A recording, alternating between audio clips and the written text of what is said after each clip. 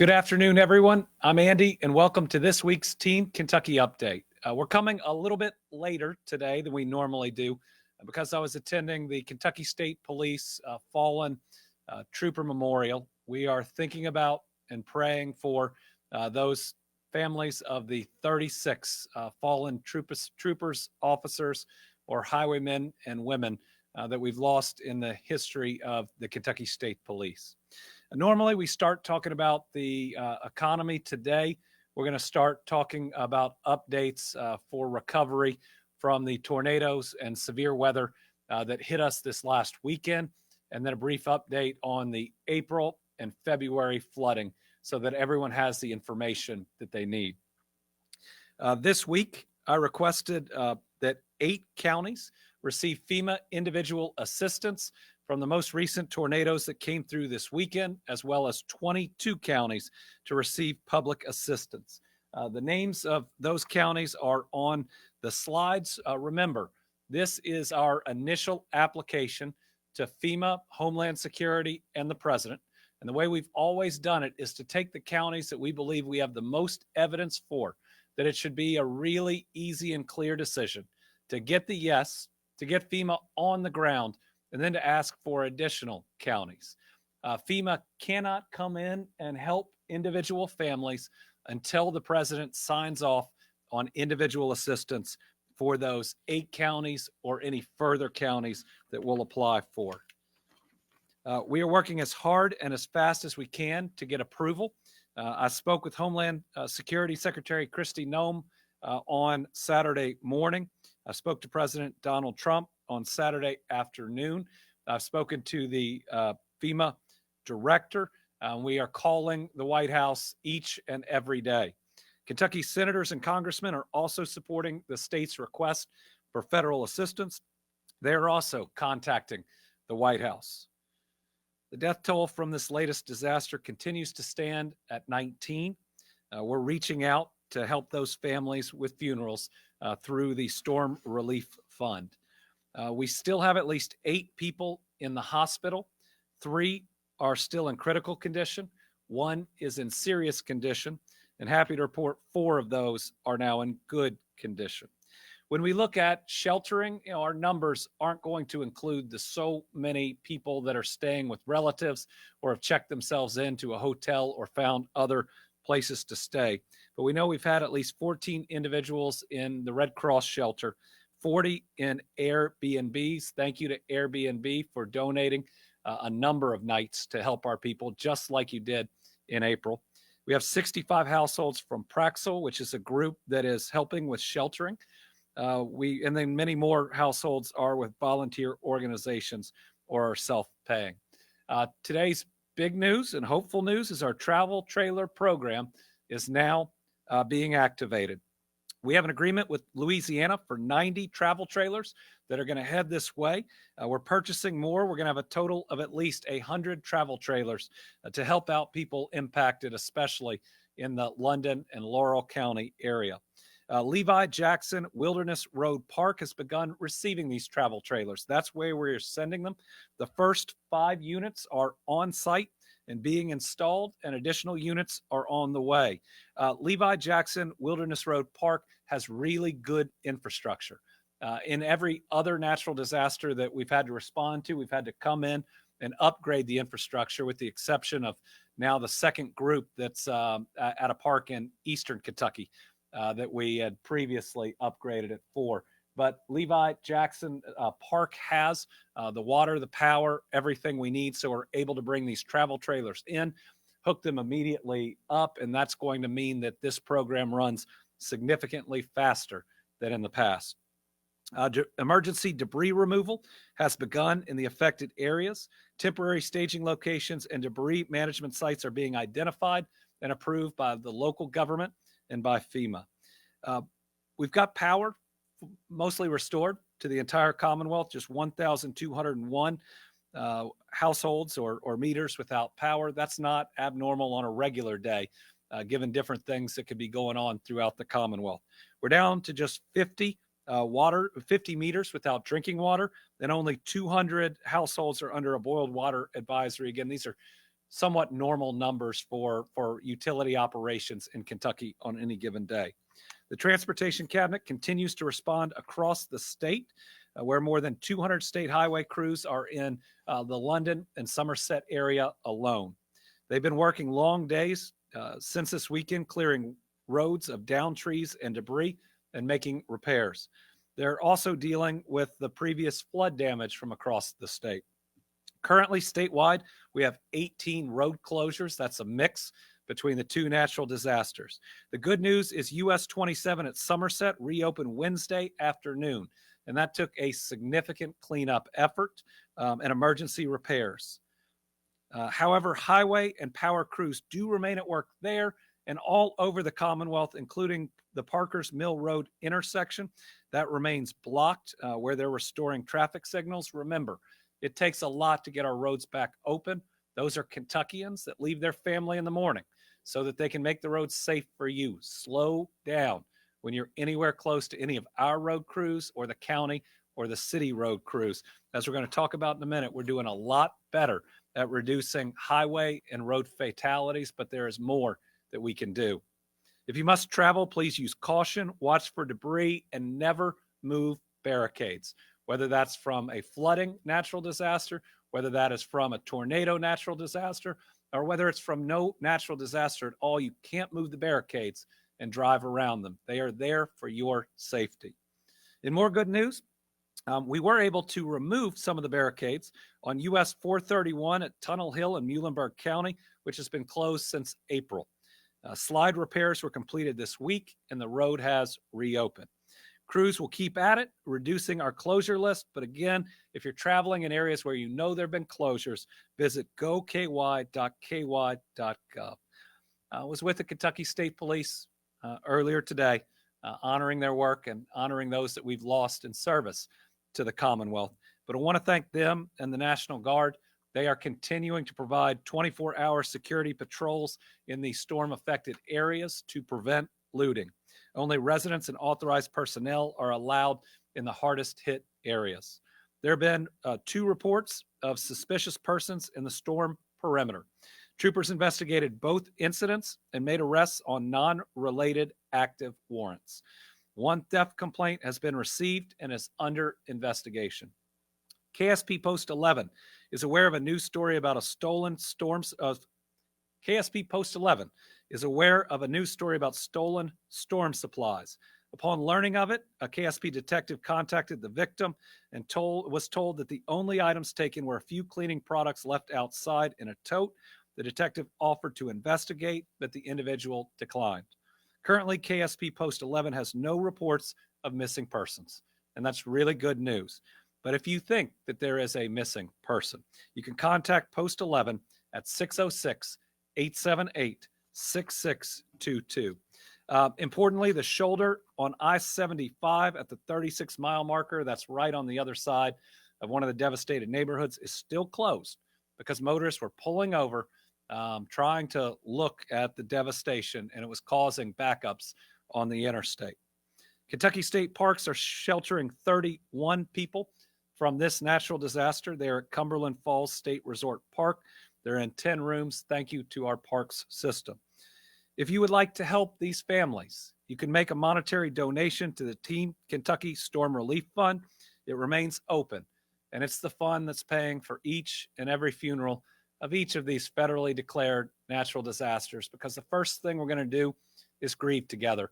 We don't want any family suffering more, any family waiting on reimbursement from the federal government. This is the very least that we can do.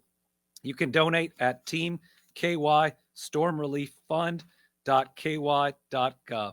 So far, the fund, which is really covering the last 3 natural disasters, has raised more than $1.3 million from 5,735 donors. To those that were a part of this most recent natural disaster, our promise is the same we've made to each and every family hurt by one of these in the past. We will rebuild every home and every life. We will keep showing up over and over. We'll walk this road of recovery together. All right, I have a few updates on the other severe weather events that we've experienced. For the April, now let me start on this. if you were just impacted this last weekend by the tornadoes, the White House hasn't yet approved FEMA assistance. So if you go online and apply for assistance from FEMA, you're going to get denied, not because you weren't hurt, not because you might not be eligible in the future, but because it hasn't been turned on, that process, because the president hasn't yet said yes to individual assistance. Now, they've only had the application a couple of days, so I'm not suggesting anything there, just that if you were impacted by this tornado event this weekend, if you apply for FEMA assistance, you're going to get denied. Wait until it opens up. If it opens up, again, wait for the president signing off on it and then apply at that time. In the meantime, do all the work that would be required for the application. Get as many photos as you can. Get as specific of details of your loss as you can. If you have insurance that will cover any of the damage that you got during these tornadoes, you have to apply for insurance first. I would go through that process right now, both to help you out and also to ensure that when and if FEMA assistance is available, you've taken the steps you need to for that application process to go as quickly as possible. Now, if we back up to April, in the April storm, we've received individual assistance. I don't believe, and for individual assistance for the April disaster, your deadline is June 25th to apply for FEMA aid. So far, we're seeing dollars flowing from the April event. 1,715 individuals or households have been approved for more than $14.4 million that have been dispersed. And remember, we've still got all the way until June 25th for those applications. For other needs assistance, that's a different type of assistance for the April storms. We've seen 1,712 households approved for more than $6 million. Yesterday, we also announced we're expanding eligibility for disaster unemployment assistance to include individuals in the 24 additional counties who are out of work as a result of the severe storms. Again, those began April 2nd, 2025. Affected individuals can visit kcc.ky.gov. The deadline is June 23rd. All right, we've talked about this last weekend's storms. We've talked about the April natural disaster. We also had one in February. So for the February event, this week, we announced that Kentucky's request for a 30-day extension for disaster unemployment assistance for those affected by the February storms was approved. We had to ask for that because we got hit by another natural disaster in the period of time that people would be applying. So the deadline for the February weather event, if you were impacted, is May the 27th. Also for the February event, after Friday, May 23rd, the folks would no longer be able to apply for other FEMA assistance, as that is the deadline. So for February, individual assistance has now been approved for 6,926 individuals or households, and more than $44.1 million has been dispersed. That will look a little bit different likely than the tornadoes because private insurance is less likely to cover flooding events, is more likely to cover tornado events, so you can't compare them directly. So for the February event, other needs aid has been approved for a little over 6,800 households, and more than $17.6 million has been dispersed. Please note for the February event, the DRC, the Disaster Recovery Center in Leslie County, will be closing on Friday. Other centers in the region, I think we may have a slide for the DRCs, will remain open for regional support and to handle appeals. You can go into any of these regardless of where you live, and they can help you out. So if you're in Jessamine County, but you work in Franklin County, you can go into the Franklin County DRC to receive help. As of today, those affected by the April or February events can go to any of these disaster recovery centers. There are 24 currently in operation, which is just another example of how hard we've been hit. Folks affected by the April and February disasters can also visit disasterassistance.gov to find your county, the established declaration, and any other information that you need. But once again, FEMA is not authorized to provide help through these channels for victims of this last weekend tornado until and unless the president signs off on our application for individual assistance. We also received word late yesterday that the January ice storm, remember that was the ice sandwich. We thought we'd seen it all, and then we got lots of snow, lots of ice, and lots of snow, and it caused some pretty massive damage. Our federal request for public assistance has been denied. We believe that we meet all of the statutory thresholds for it. We'll be appealing that denial. If it ultimately ends in a denial, it will be tens of millions of dollars of additional expense for the Commonwealth that otherwise FEMA would be covering. If you remember, that storm had things like the Lyon County sewer tank collapse. It also really hit Union, Henderson, across Shelby, Spencer, and through Johnson County in the east. All right, from news of recovery from natural disasters to news of recovery for our people who have suffered from addiction. Just 2 weeks ago, we celebrated because it was amazing news. A 30.2% decrease in overdose deaths last year as compared to the year before. We know we still have a lot of work to do, but these are so many Kentuckians that are still with us that in previous years we would have lost. It should be a testament to the efforts that people have been making for over a decade to fight an epidemic that used to look insurmountable.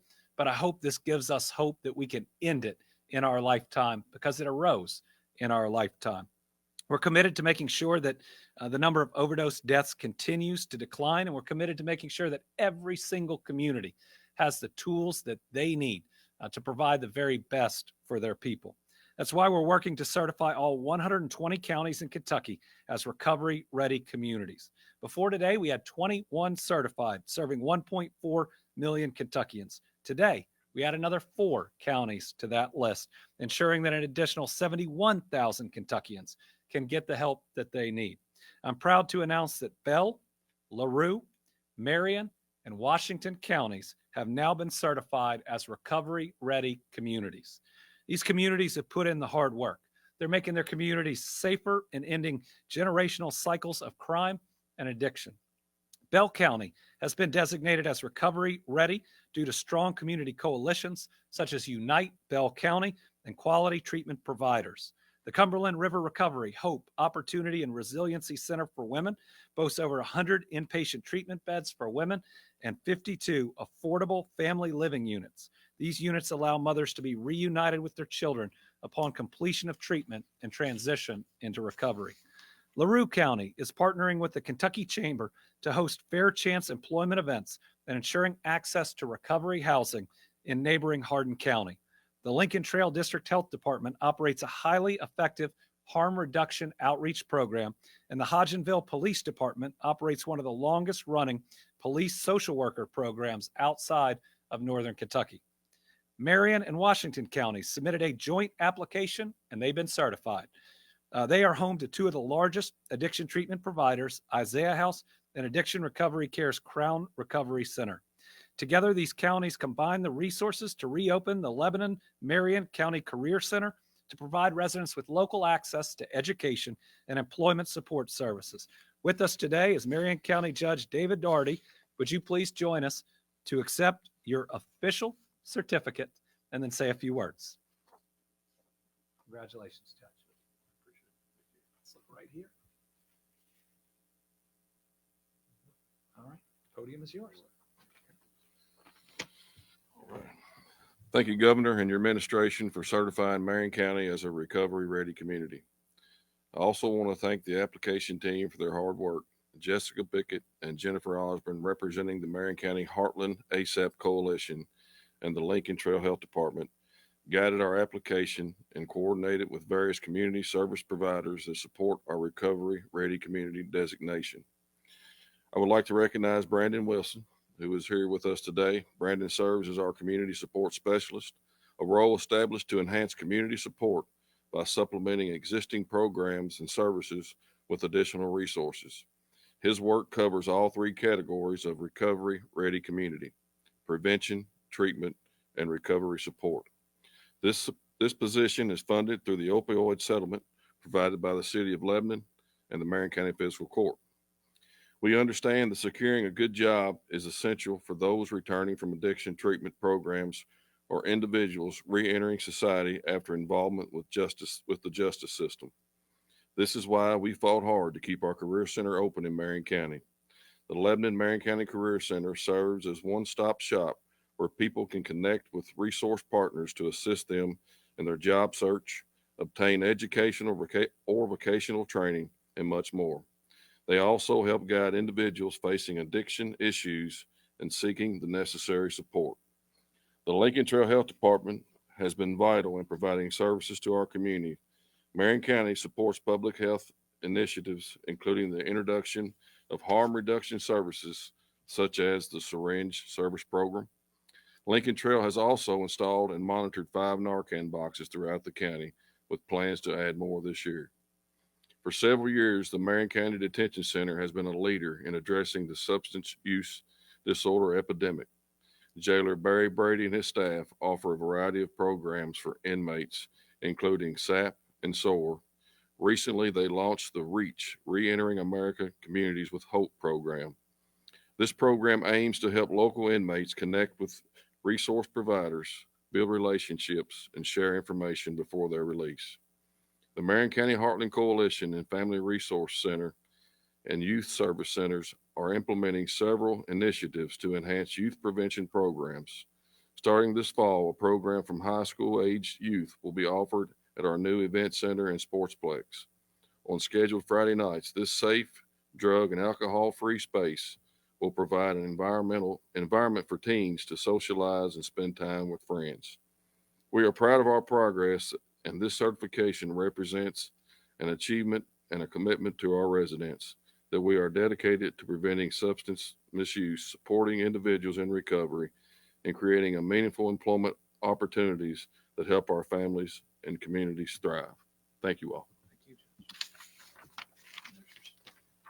Thank you. Good to see you. Thank you to the judge, and you could hear from his comments all the different folks that are working to better protect our people, from law enforcement to those in treatment to those in recovery to second chance opportunities. Truly a holistic approach that his county is taking and that the Commonwealth has really been pushing. And because of that, we've got more people alive with us today than were in the past. So thank you again, Judge. And if your county has not yet applied and you're watching, please do so. You can learn more at rrcky.org. We got to keep pushing until our number of drug overdose deaths is 0. Next, we have some other good news regarding Team Kentucky's mission to improve safety on our roadways and save lives. As I mentioned back in January, we've seen a positive trend in losing fewer and fewer people to fatal highway crashes. I think we have a graph. Earlier this month, we announced that we have the final numbers from 2024. And the good news is we saw the lowest numbers of lives lost to crashes that we've seen in 10 years. That means fewer families have had to deal with a painful loss. While that is a great sign, we know that each person lost on our roadways is a tragedy because each is a child of God taken far too soon.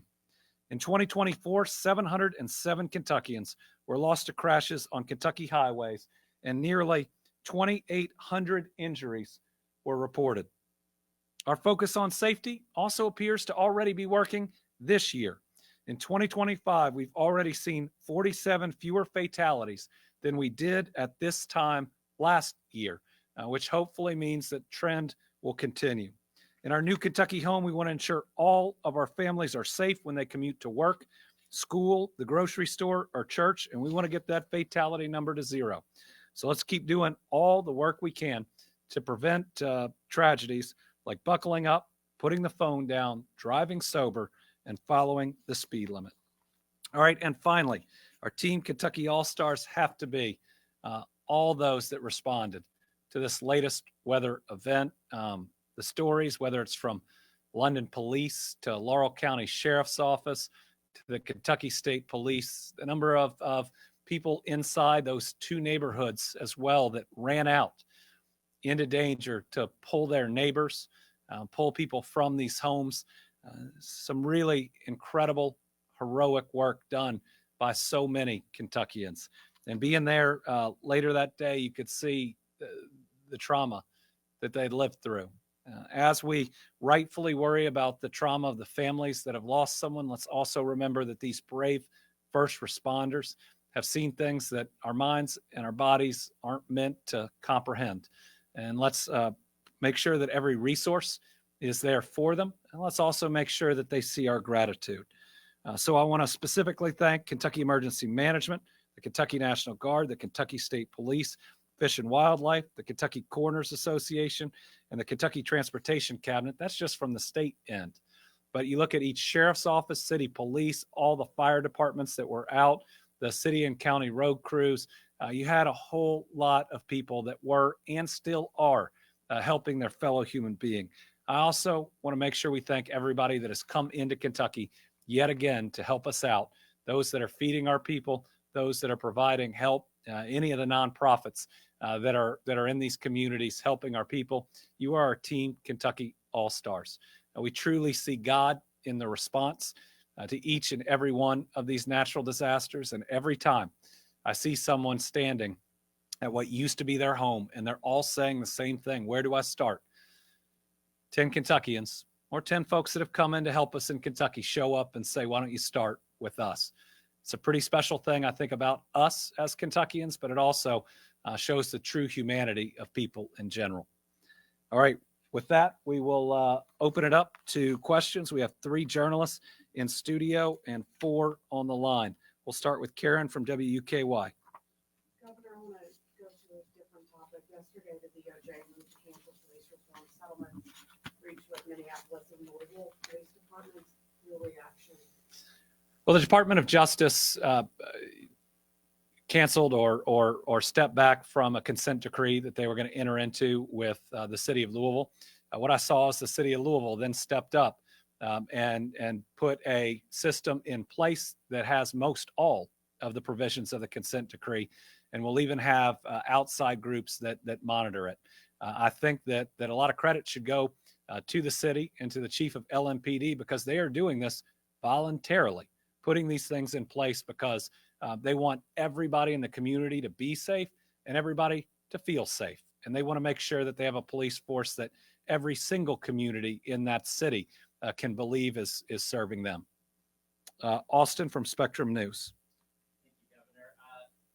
Early in this morning, the House passed Donald Trump's so-called big, beautiful bill. Republicans tout the 15% tax cut for working-class Kentucky families, doubling the child tax credit. But there's a lot of concern with SNAP benefits and Medicaid cuts. What is your reaction to that bill? Yeah, the so-called big, beautiful bill is going to lead to more Kentuckians not being able to see a doctor, not having health care coverage, less revenue to support our rural hospitals and health systems, and it's going to leave more of our kids and seniors going hungry. Now, my faith tells me that we should make sure that in the very least, everybody has enough to eat. The miracle of the fishes and the loaves is one of the only miracles in every book of the gospel, and I'd like to think we ought to be following it. You look at the estimates from the CBO, which is there to provide Congress with official estimates, and it's somewhere between 7.5 million Americans and depending on how far out you go, 13 million Americans that will lose their health care coverage. We are a state of 4.4 million people.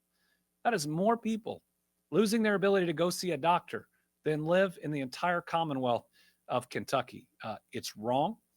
It's cruel, and it's going to put any of the policies that they want to pass is going to be borne by those that will lose their health care coverage and food assistance. Carolina from WLEX. Governor, can you tell us a little bit more about your conversations that you're having with the Homeland Security Secretary, specifically President Donald Trump? What have you been hearing from them? The secretary called me the morning, I want to say 9 a.m. After the tornado had come through, said she was hurting for the people of Kentucky and that they wanted to be there as a resource to help. President Trump called right after I'd finished the press update after visiting the communities that had been hit on the same day. Said he cared about the people of Kentucky, asked how bad it was, where we were on the death toll, asked for some other specifics, but said he wanted to send his FEMA A-team here. Told him, in fact, that the FEMA team that he had on the ground for the other two natural disasters was operating very well. I hope that's a sign that they will sign off on the application for individual and public assistance, because we certainly need their help. And I'll say this: I disagree with this president on a lot of things, but the FEMA operation on the ground under his administration has been good. In fact, it's been really good. So my hope is that he will sign off on these applications so we can move some of these same people who've done a really good job for some of the natural disasters where the deadlines are coming over to this area, because we've seen their performance and they've helped our people. I think to have credibility in this role, no matter who's president, if they do something that helps your people, they ought to get credit for it. And if they do something that harms your people, then you ought to stand up and speak out about it. But the conversations have been good and very positive. Both conversations were only about the people of Kentucky and how we've been hurt and how hopefully the federal government could help. All right, we got Tom from Kentucky today on the line. Thank you, Governor. Good afternoon to you. In your letter to the president on the latest weather issues, you'd mentioned in there that there was like $56 million estimated cost of debris removal. Do you have any other figures on those other categories that appear in that letter yet? We don't yet. When we look at the different costs that we'll be facing, first, there's all the costs that could be reimbursed, at least in part, of the emergency response. So when this happens, we surge every resource in, especially for the rescue operation. And so when FEMA provides public assistance, you can reimburse some of those costs. Because, for instance, we've got, I think, Harrodsburg Police Department sent some extra police officers down to Somerset.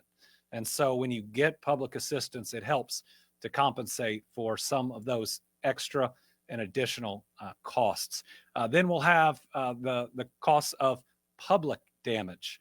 If you think about the vehicles owned by the police, the sheriff's office, EMS, fire, any of those that have been damaged, potentially depending on who owns it, the helicopter, the rescue helicopter that's out at the airport, the damage at the airport itself, those are all potentially things that would qualify. Then we have our travel trailer program, and not just that, but the dollars to house people in the first couple days and weeks, the dollars it takes to house people at our state parks, and then ultimately that travel trailer program where we provide additional support. Other things that we do if FEMA comes in is we do case management. We make sure that we know these families and we see all the different challenges they're facing, and we try to address them. So, this will easily be $100+ million, if not significantly north of that, which I think it will be, natural disaster, and that comes on the top of all the others. And that's why, again, I hope in the next legislative session, we won't have these artificial limits put on the state, that we've been able to, thankfully, get public assistance fast enough in some other instances to not run over the caps that we have on responding to natural disasters. But this is two that we've been approved for this year, this third one, and the January ice storm that we were just denied that we're going to appeal. So that's 4 in just that short period of time. And it's not right that we get hammered this amount, but it's also not right to say there's a limit on how much we can help Kentuckians. With that said, President Stivers did make a very strong statement on Saturday, I believe it was, that he was going to make sure we had all the funding we needed to recover. I take him at his word. I believe he's genuine. He was down there wanting to help. I think this is all of us in it together. I'm just hoping for a different budget outcome next time so we don't have to have these conversations. All right, Isaiah from WHAS. Hey, Governor, I had a question following up on the consent decree conversation. I know you touched on that a little bit. I mean, the DOJ says that it essentially handcuffs local police departments, micromanages it from the federal court. I mean, do you agree with the president's decision to pull out of these cities? I haven't seen how a DOJ consent decree works firsthand. What I can say is the president or DOJ has stepped aside, but the city of Louisville has stepped up. They could have done nothing at this point. They're under no federal obligation to make changes, yet they are working on making nearly, if not all, of the changes that were in that consent decree. I think that says something about leadership in Louisville, leadership from the mayor. I think it also says something about this police chief voluntarily taking that on, knowing that there are going to be challenges, but wanting to meet them. Liam from the Kentucky Lantern.